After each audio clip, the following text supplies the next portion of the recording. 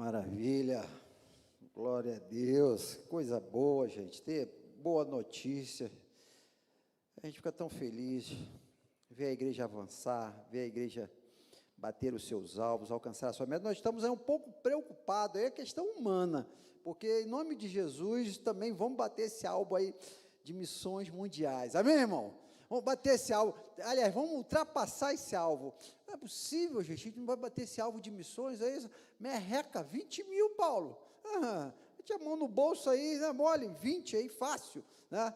E a gente está aí, né, uma luta, passamos aí, se eu não me engano, de 11, alguma coisa, falta 9, a gente vai fazer esses 9 na feira missionária aí, em nome de Jesus, olha aí.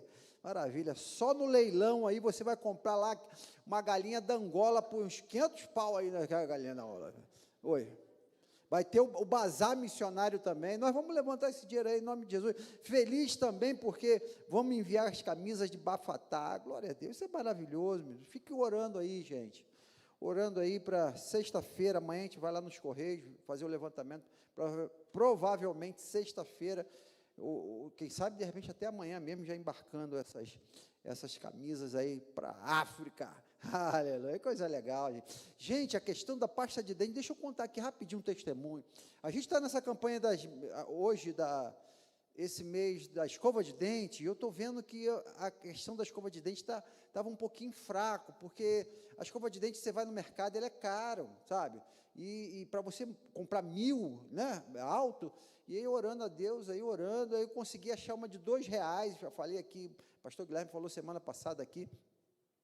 Aí, segunda-feira, andando lá em Taguatinga, tinha um rapaz, um camelô, vendendo várias coisas assim, eles forram no chão um pano, né, e botam várias coisas, aí tinha pasta de dente, escova de dente. Eu falei, rapaz, quanto é que é a escova de dente? Ele falou, ó, eu faço 3 por R$5. 3 por 5 já está mais barato do que a de R$2 que eu achei, né? Falei, puxa, rapaz, se eu comprar 100, quanto você faz? Ele olhou para mim e falou, não, 100 não, 100 eu não vendo não, se você comprar minhas 100, você me quebra aqui. Olha a cabeça dele, né? Se eu comprar 100, você me quebra aqui. Ele falou assim, ó, eu vou fazer o seguinte, eu vou te dizer onde eu compro, aí você vai lá e compra. Olha aí, me deu a fonte, Paulo. Eu falei, Belfor Roxo não dava esse mole. Aí eu falei assim, tá bom. Aí ele, ó, tu vai aqui, entra ali, tá? Fui lá na fonte, lá em Taguatinga. Taguatinga é só o ouro, gente, vocês têm que conhecer Taguatinga.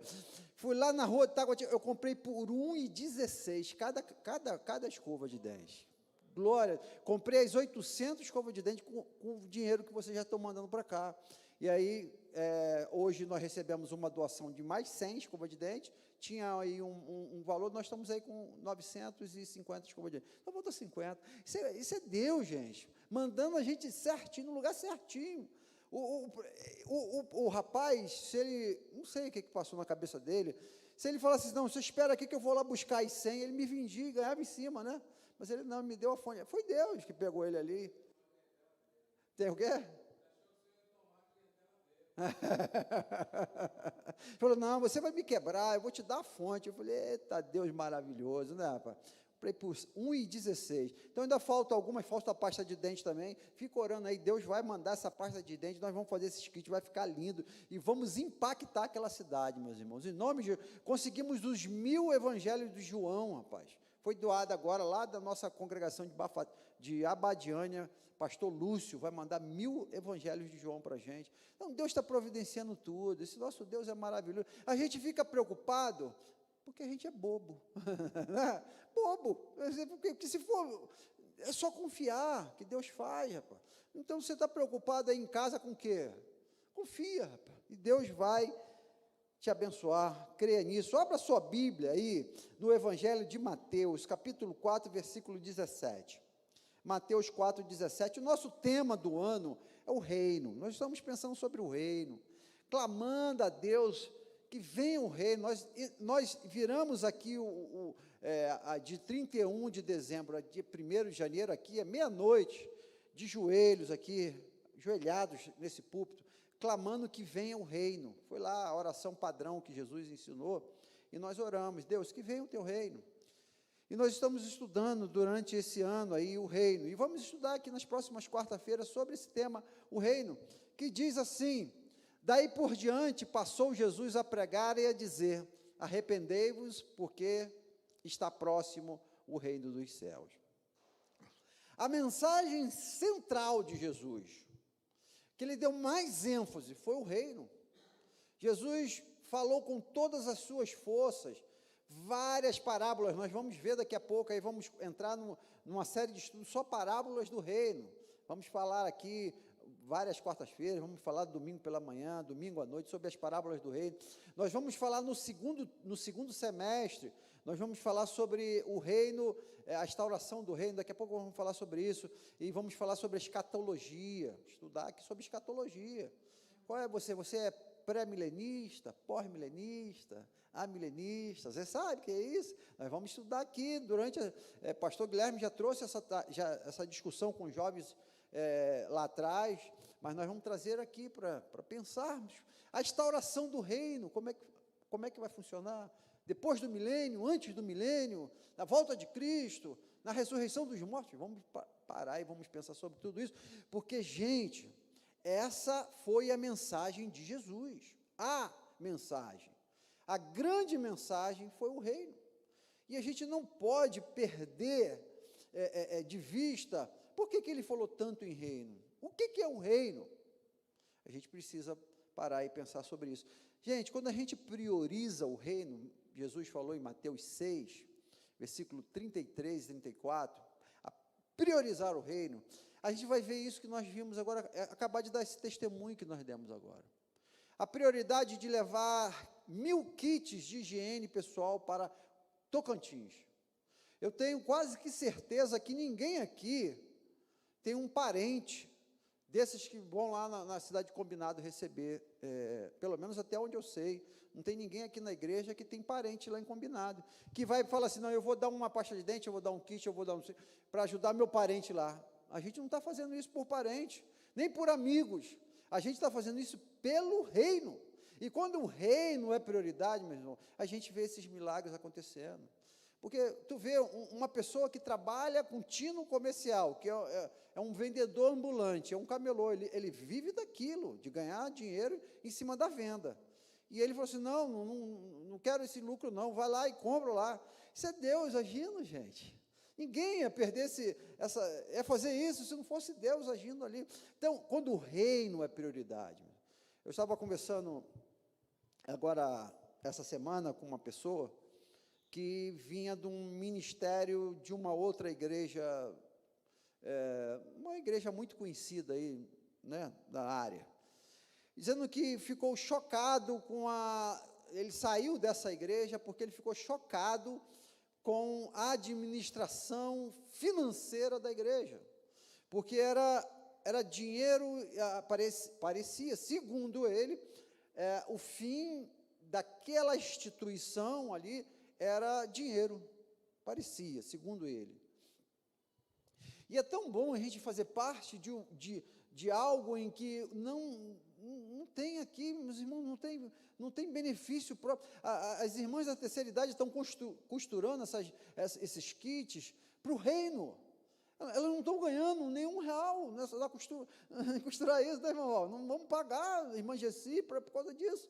É reino de Deus, e é tão lindo você trabalhar para o reino, ter a consciência do reino, saber o que é reino, e viver para o reino, priorizar o reino. É isso que a gente tem que fazer aqui. Por que essa igreja está aqui? Essa igreja está aqui por causa do reino de Deus. A gente precisa ter essa convicção, porque senão a gente se perde facilmente diante dos nossos quereres, diante das nossas agendas, diante das nossas ideias, e aí o reino de Deus, ele fica em segundo lugar, terceiro, quarto lugar. Queria pensar aqui com vocês, essa temática hoje, mais uma vez, sobre o reino. O reino significa o governo de Deus, o domínio de Deus, o poder de Deus, isso é o reino. É o poder de Deus na terra, é o poder de Deus exercendo diante daquelas pessoas, é o poder, o governo, o domínio, a autoridade de Deus. E nós estamos falando esse mês especificamente no mês de maio, sobre o reino e a família. O que é o governo de Deus na minha família? Isso é o reino de Deus na minha família. O que é o poder e a autoridade de Deus sobre a minha família? Essa é a pergunta que nós devemos fazer. Deus está governando na minha casa? É Ele que tem a autoridade e a palavra final sobre a educação dos meus filhos? Para onde eu vou? Qual é a cidade em que eu vou morar? Enfim, é Deus que governa a minha vida. É Deus que governa as minhas decisões. É isso que nós precisamos parar e pensar o tempo todo, porque essa foi a mensagem de Jesus, mas não somente a mensagem de Jesus. Essa é a mensagem bíblica desde o Antigo Testamento. E a gente pode até um pouquinho mais, não é somente do Antigo Testamento. As três grandes religiões direcionadas pelo povo hebreu, lá saindo de Abraão, por exemplo, Moisés, Davi, essas três religiões, que é o judaísmo, o islamismo e o cristianismo, as três grandes religiões, elas têm o foco do reino de Deus. Você sabia disso? As três grandes religiões esperam a instauração do reino de Deus na terra. O Islã, o judaísmo e o cristianismo. Todas elas vêm com essas ideias que saem lá do Antigo Testamento, porque o povo de Deus, judeu, eles aguardavam a instauração do reino. Tanto que Jesus vem, eles ficam, Senhor, que você vai instaurar o reino? Agora vocês lembram? A gente vai falar sobre isso durante aqui todo esse ano. Eles aguardavam a instauração do reino e estão aguardando até hoje, essas outras religiões. O cristianismo é diferente. O cristianismo já sabe que o reino, Jesus já veio e já instaurou o reino, mas o reino em parte, nós vamos ver isso aqui hoje. Agora, vamos começar a ver, ou então retornar a ver algumas coisas aqui. Por exemplo, a palavra reino de Deus, lá no Antigo Testamento, ela tinha, no hebraico, que era Malkut, e no grego ela é Basileia, que aparece 144 vezes somente no Novo Testamento. Para vocês terem uma ideia como isso foi falado várias vezes, 144 vezes. Para mostrar como isso era central. Ou seja, a Bíblia, de uma forma geral aqui, fazendo uma síntese,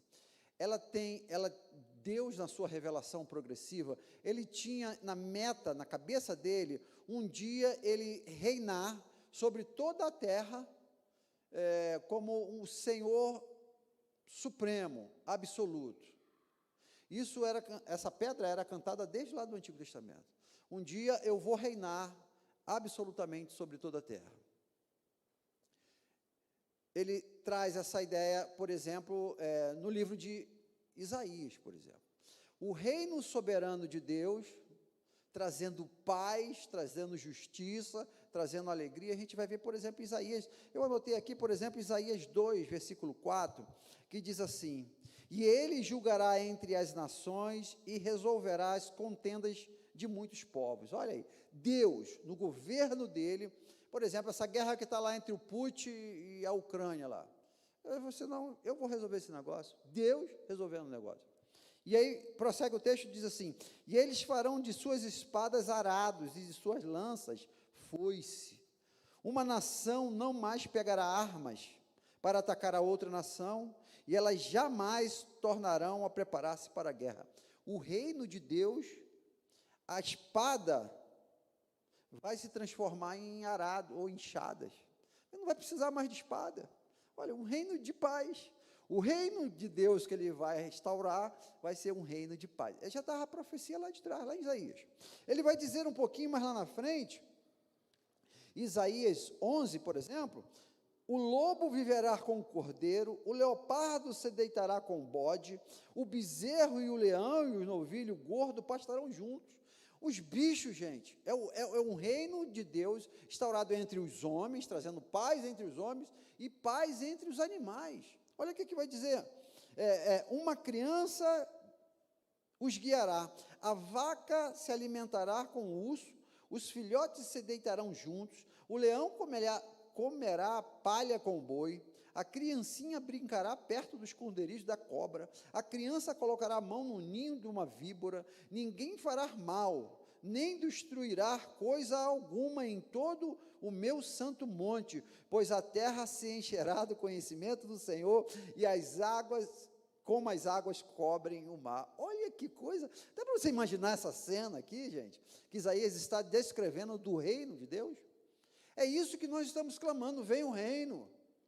A nosso clamor é para que esse ambiente físico, espiritual, humano, relacional, acabe a guerra, acabe essas picuinhas, porque quando o reino de Deus ele vem sobre nós, sobre a nossa casa, sobre a nossa vida, sobre a nossa igreja, sobre a nossa família, é isso aqui, gente, é um reino de paz, de tranquilidade, de felicidade.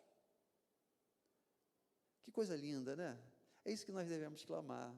É a promessa de Deus lá no Antigo Testamento, de proteção, segurança, harmonia, unidade, felicidade, tudo isso prometido para o reino de Deus. Nós vamos falar aqui algumas coisas que a gente, por exemplo, não entende essa palavra reino, principalmente nós, os ocidentais, porque aqui, basicamente, nós não temos um governo monárquico, né? Aqui não tem a monarquia, basicamente, na área ocidental, um país ou outro. Nós não entendemos muito o que é uma monarquia, o que é um governo onde tem um rei que manda.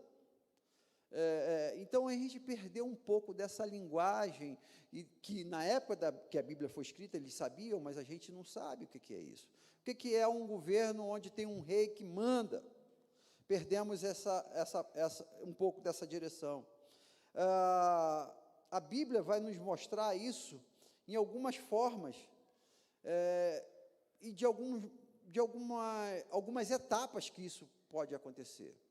Mas antes de a gente entrar propriamente e pensar no que seria o governo de Deus, eu queria pensar com vocês o que não é o reino de Deus, porque há muita confusão dentro daquilo que a gente vê aí, até mesmo dentro da nossa teologia, a gente vai ver isso aqui. Por exemplo, a gente vai pensar o reino de Deus como uma perspectiva de um local, onde tem um rei, e o rei que governa dentro de uma localidade, e dentro da orientação bíblica, o reino de Deus, ele não depende de local. Por isso que, às vezes, a gente tem uma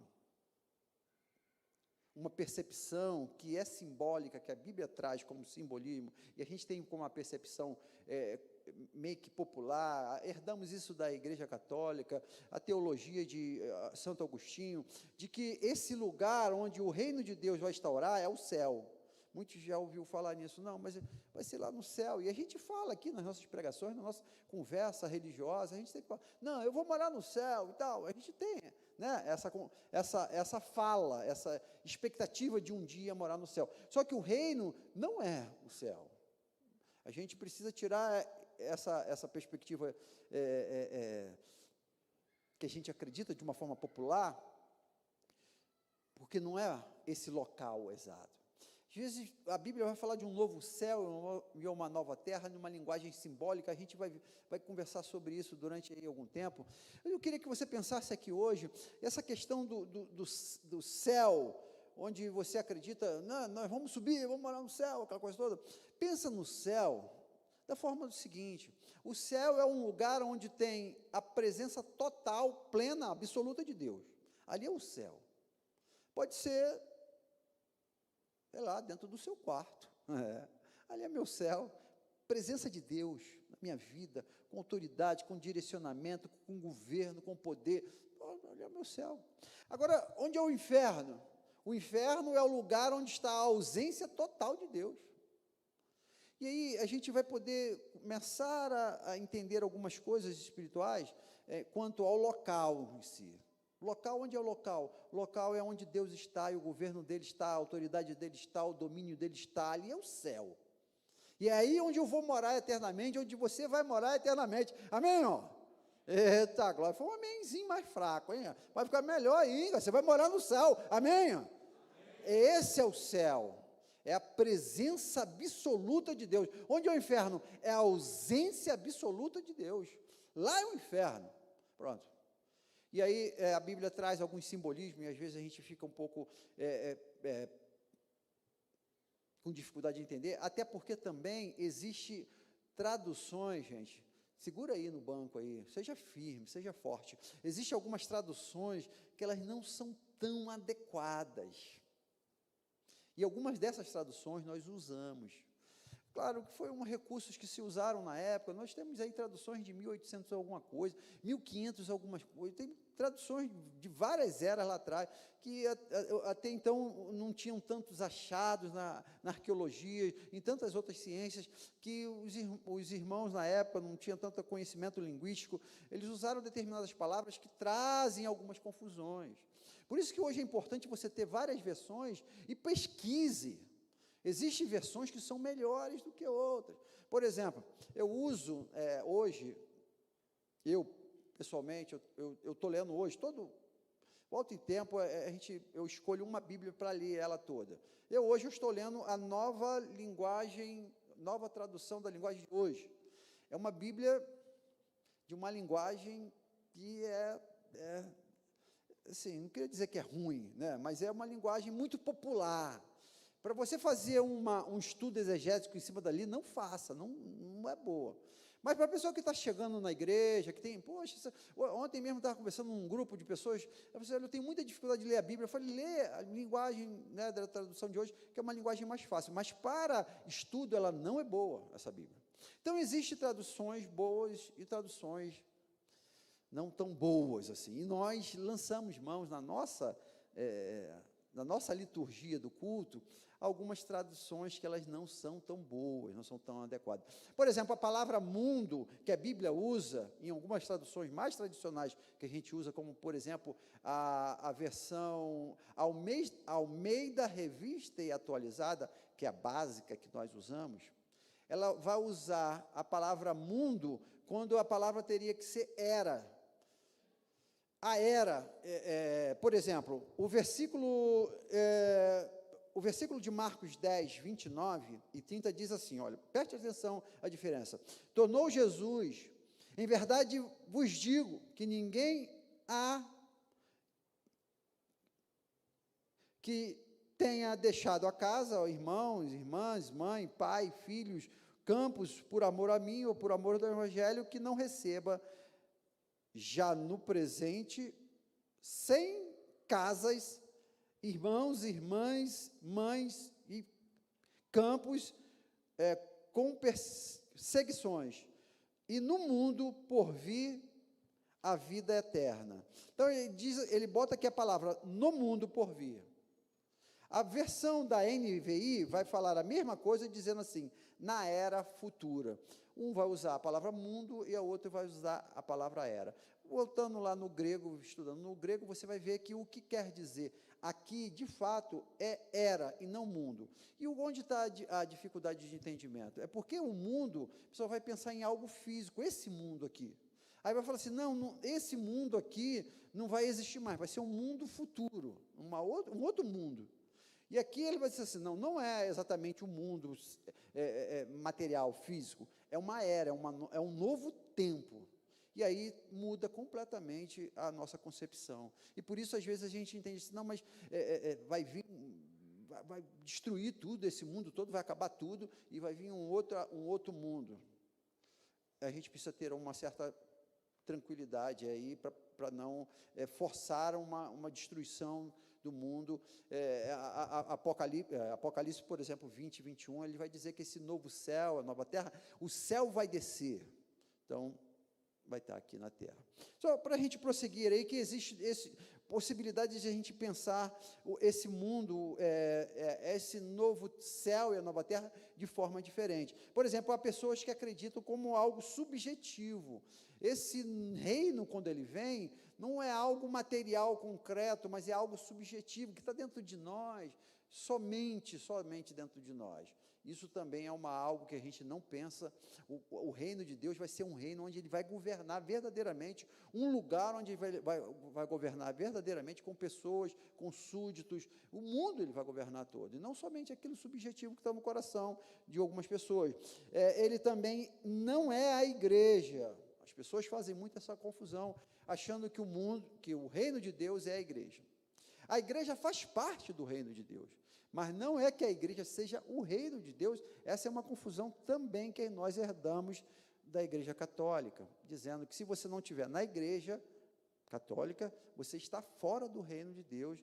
E aí a gente acredita que vamos ter que botar um monte de igreja aí pelo mundo todo, para que o mundo se torne e o reino de Deus se estabeleça através da igreja. Só vai ter um reino mesmo quando tiver todas as igrejas, e não é por aí o ensinamento bíblico. Porque, gente, pensando de uma forma bem pé no chão, e o que a gente vai ver à luz de um ensino completo da Bíblia, nós não vamos ver um mundo pleno, nessa era, já vou falar, nessa era de todas as igrejas, o mundo fechado das igrejas, todos os lugares uma igreja, e aí reinando a paz, porque tem uma igreja ali, está todo mundo dentro daquela igreja. Não é essa a pegada não, porque Jesus diz lá no Sermão da Montanha, que vai ter perseguição, e bem-aventurado sois vós por conta dessa perseguição.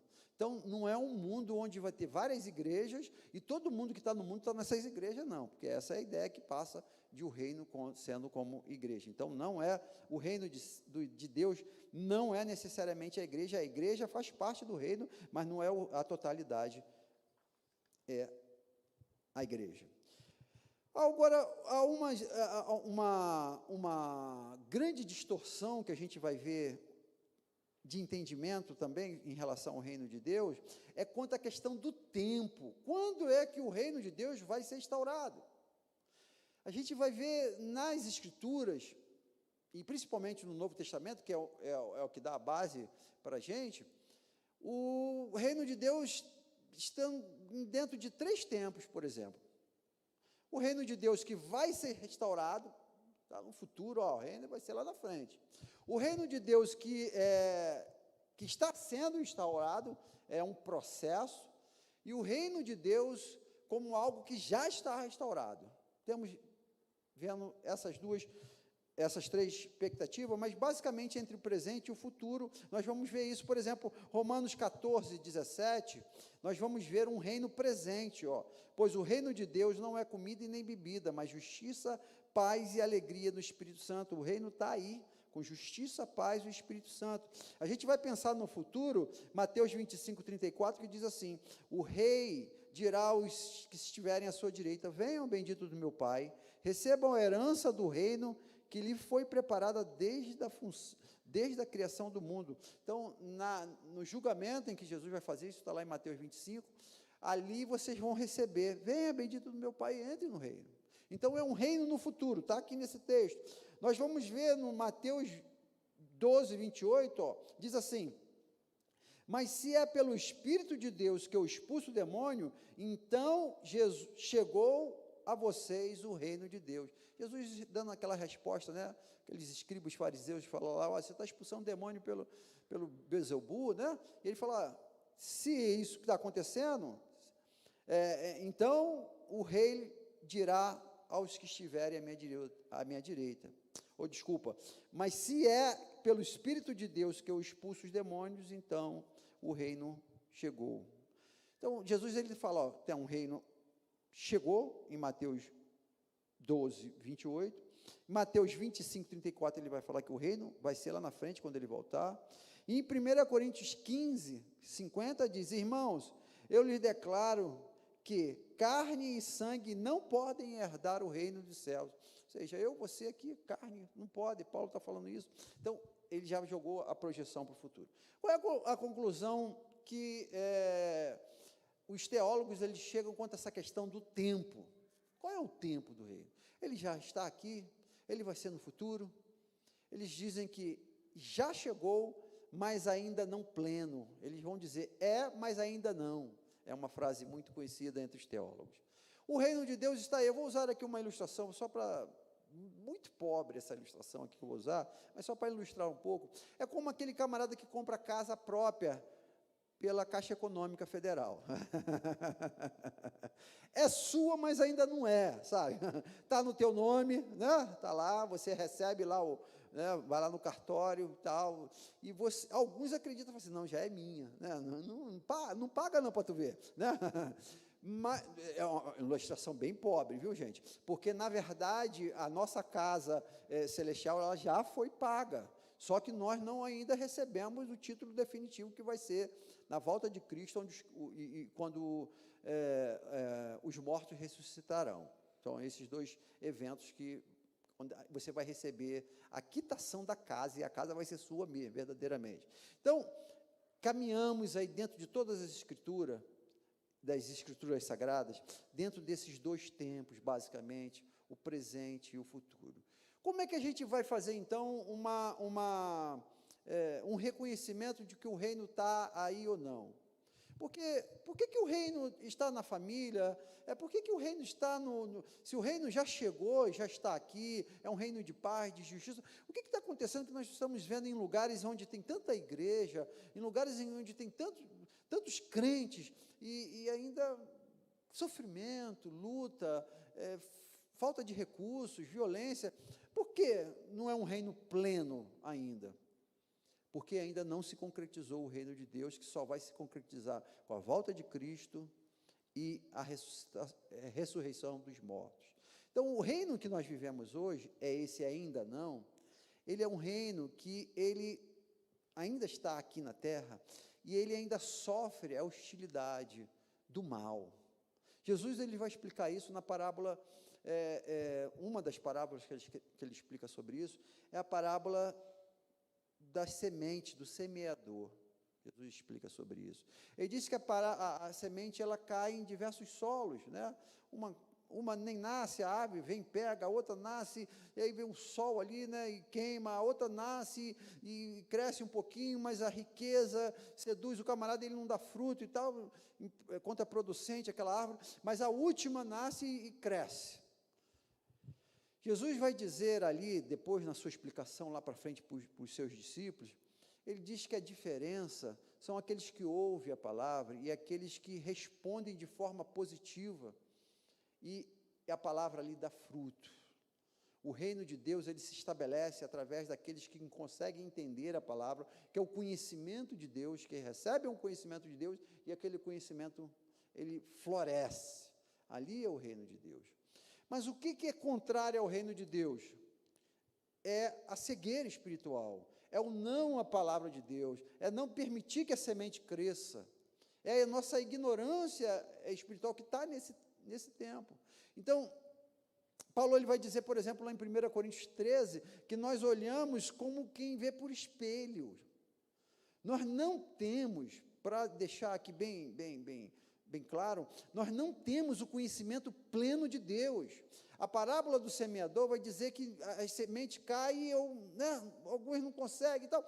Então, alguns conhecimentos de Deus nós não absorvemos, não cresce. E por isso o reino de Deus, ele não se instaura plenamente, porque nós vivemos numa era hostil. Essa era em que nós vivemos, o príncipe desse século, 2 Coríntios 4, versículo 3 e 4, diz que cegou o entendimento dos incrédulos para que eles não vejam a maravilhosa luz. O não entendimento da palavra de Deus provoca com que o reino de Deus, ele não se instaure plenamente na nossa vida. Então, o que a gente precisa fazer? Buscar o conhecimento. Buscar o conhecimento de Deus. Eu queria pedir a alguém, só para abrir João, capítulo... Pode projetar, Renata? João, capítulo 17, versículo 3. Vocês vão ver o que é a vida eterna. A vida eterna é esta: que te conheçam a ti, o único Deus verdadeiro, e a Jesus Cristo, a quem enviaste. A vida eterna, o reino de Deus, é isso, é conhecer a Deus e conhecer a Jesus. Só que essa era em que nós vivemos, em que o príncipe dos séculos está cegando o entendimento dos incrédulos, faz com que o reino de Deus ele não se instaure completamente. a gente precisa, para que o reino de Deus se instaure na nossa casa, na nossa família, no nosso mundo, nosso Brasil, é conhecer Deus cada vez mais. Só que nós não vamos conhecê-lo plenamente, como Paulo diz em 1 Coríntios, capítulo 13. Pode botar aí, Renata, capítulo 13, se eu não me engano, versículo 8 em diante. 1 Coríntios 13. Não, pode mais um pouquinho. Aí, era o 9. Volta aí, por favor, Renata, mais um. Porque em parte conhecemos e em parte profetizamos. Vai, mais. Conhecemos em parte, gente.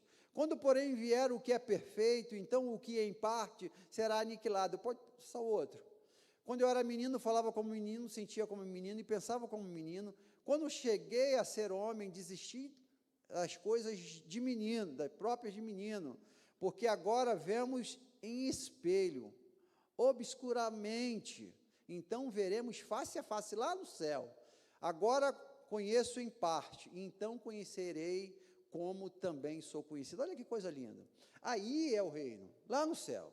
Conhecimento pleno, porque a vida eterna é o conhecimento. Hoje nós não temos o conhecimento pleno. Por isso que o reino não está instaurado completamente. Por isso há tanta luta nas famílias, por isso acontece tanta luta nas igrejas, por isso acontece tanta guerra no mundo que nós temos visto. Vocês aqui na igreja estão estudando, por exemplo, o Sermão da Montanha. Se a gente pegasse a Bíblia e sei lá, perdesse a Bíblia toda, só ficasse o Sermão da Montanha, Mateus 5, 6 e 7. Gente, já seria um desafio para a gente viver aqui nessa terra enorme, cara. Virar alta face, para aquele que fere, caminhar mais uma milha, orar pelos que te perseguem, pelos teus inimigos. Quantas coisas ali Jesus nos ensina ali, que é o reino ali na parábola. Então nós não temos ainda a plenitude do conhecimento de Deus e por isso o reino de Deus não está instaurado ainda. Mas quando nós estivermos lá, face a face, na segunda volta de Cristo, a depender da sua teologia, daquilo que você acredita, se vai ser antes do milênio, depois do milênio, se vai ser arrebatado, se não vai depender, mas vai ser na segunda volta de Cristo, isso é básico, é a essência, a volta de Cristo e a ressurreição dos mortos, esses dois eventos, ali o reino de Deus se instaurará. Nós vamos estar durante as quartas-feiras pensando e refletindo sobre esses dois aspectos, e basicamente o que a gente não pode fazer muito é antecipar esse tempo, até porque mesmo Jesus falou assim, olha, nem eu sei o tempo, então relaxa aí, que vai chegar a hora que o Filho de Deus vai chegar, vai instaurar o tempo definitivamente, pleno, autoridade absoluta de Deus, e o reino vai se instaurar plenamente. Vocês não têm, a gente não tem acesso a isso, então relaxa, só creia que o reino vai instaurar, o futuro, a escatologia é com Deus, é Ele, que só Ele sabe o momento. Agora, uma coisa Jesus nos fala, é você ficar ligado, vigiando, porque vai ser um estalar de dedo, piscar dos olhos, então você não pode descansar em relação a isso, mas também não pode ficar aí maluco, aí, ansioso, aguardando que a coisa vai acontecer amanhã, hoje, amanhã. Deus, Ele quer que você fique alerta. Ele quer que você fique preparado, porque ele vai dizer lá em Marcos 13, 32, 33, diz assim, mas a respeito daquele dia e hora ninguém sabe, nem os anjos, nem o céu, nem o filho, senão o Pai. Estai de sobreaviso, vigiai e orai, porque não sabeis quando será o tempo. Uma coisa a gente imagina, diante dos fatos, diante do que a Bíblia nos ensina, está perto, meus irmãos. Está próximo. Jesus está ali na beiradinha ali do céu, ali para voltar, e aí a gente tem que ficar atento, alerta a isso. E esse tempo do futuro, ele está muito próximo, para o reino de Deus se instaurar plenamente. E aí a gente vai pensar aqui durante as próximas semanas, já que esse tempo do futuro nós não temos acesso, o que é que nós podemos fazer hoje? Para que o reino de Deus, ele se maximize, para que ele fique maior cada vez mais na nossa vida através do nosso conhecimento de Deus. O presente, o reino de Deus hoje aqui na terra. com toda a hostilidade, com toda a luta, com toda a ignorância nossa, ou seja, o desconhecimento pleno de Deus, mas o que é que nós podemos fazer para que o reino, ele seja cada vez mais, ou cada vez maior, mais ação, mais domínio de Deus, mais soberania de Deus, mais poder de Deus na minha vida e na minha família, na minha igreja, no nosso país. É isso que nós vamos pensar aqui durante essas semanas aí. Amém, irmãos? Eita glória, vamos ficar de pé e vamos orar ao Senhor. Nós temos pedido, Pai, que o teu reino venha, ó Deus. Nós temos orado, ó Pai, e a tua palavra nos diz que ele já veio em Jesus Cristo. Por isso, ó Deus, nós te pedimos que ele cresça em nós cada dia mais. Que o conhecimento da tua glória, ó Deus, assim como Isaías profetizou, ó Pai, ele seja como um mar, ó Deus, e encha todo o nosso coração, ó Deus. Encha toda a nossa igreja, encha a nossa família, ó Deus. Ó Pai, em nome de Jesus, nós sabemos que a plenitude, ó Pai, só será quando o teu Filho Jesus voltar, ó Deus. Mas enquanto ele não volta, ó Deus, nos ajude, ó Deus, a viver cada vez mais o teu reino em nossas vidas. Nós te pedimos isso no nome dele, no nome de Jesus. Amém e amém. Que o amor de Deus Pai, que a graça salvadora de Jesus Cristo Filho, que a comunhão e as consolações do Espírito Santo de Deus, o nosso doce e eterno Consolador, seja com esta igreja e com todo o povo de Deus espalhado em toda a face da terra, agora e pelos séculos dos séculos. Amém e amém. Tenham todos uma ótima noite. Amanhã, pequeno grupo, sexta-feira, pequeno grupo, e sábado, a nossa feira missionária, e todos convidados, hein? Deus abençoe a todos.